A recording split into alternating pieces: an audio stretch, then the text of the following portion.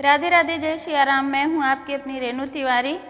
Renu Tiwari official में स्वागत करती हूँ। मैं लेकर आ गई हूँ बहुत ही पुराना सा पारंपरिक बेटी का विवाह गीत, जो कि बहुत ही दर्द भरा बेटी का विवाह गीत है। आपकी आंखों में आंसू आ जाएगा सुन के। तो आप लोग सुने और कमेंट बॉक्स में ज़रूर बताएं कैसा लगा हमारा बेटी का विवाह गीत आपको। निमिया कई पेड़ जिनी काटाया मोरे बाबा, निमिया चिरैया कई बसेर जी। कटी जई है निमिया तौड़ी जई है चिरई, रही जई है निमिया अकेले जी।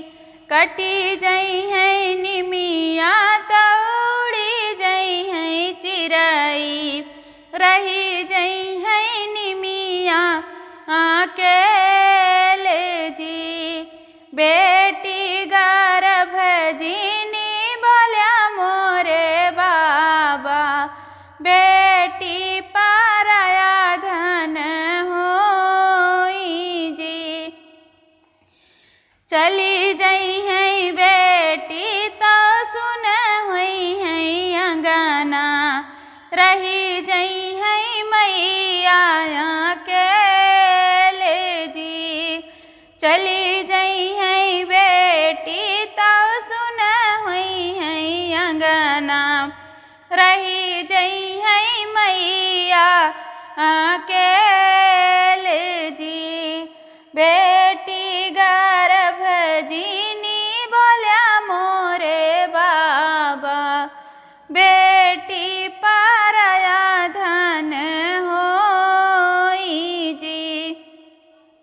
एतनी वचन सुनई माई कमन देई, होई के मड़उना के बीच जी। एतनी वचन सुनई माई कमन देई, ओही मड़उना के बीच जी। नौरे महीना बेटी को खियामा पालें, तना मेहना सुनेऊँ हजार जी। नौरे महीना बेटी को खियामा पालें, तना मेहना सुनेऊँ हजार जी। बड़े हो जतन से बेटी का पालें, वही बेटी जई ससुराल जी। बड़ी रे जतन से मैं बेटी का पालें, वही बेटी जई ससुराल जी। डोलिया सजाए आए हैं दूल्हे रामा, सुना सासु बचन हमारे जी। डोलिया सजाए आए हैं दूल्हे रामा, सुना सासु बचन हमारे जी। विदा करा मोरी सासु बेटी आपन, विदा करा धनिया हमारे जी। विदा करा मोरी सासु बेटी आपन, विदा करा धनिया हमारे जी। दुआरे से आए हैं भैया कामन रामा, नैना बहाई लगी नीर जी। दुआरे से आए हैं भैया कामन रामा, नैना बहाई लगी नीर जी। जमन बहिन संग खेलौ यही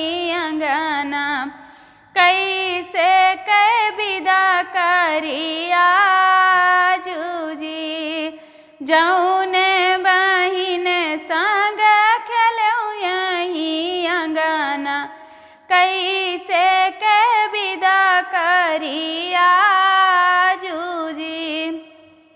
दुआरे पे बैठे हैं रोमई बाबा मोरे मड़ाए मारोमई मोरी माई जी। दुआरे पे बैठे रोमथी बाबा मोरे मड़ाए मारोमई मोरी माई जी।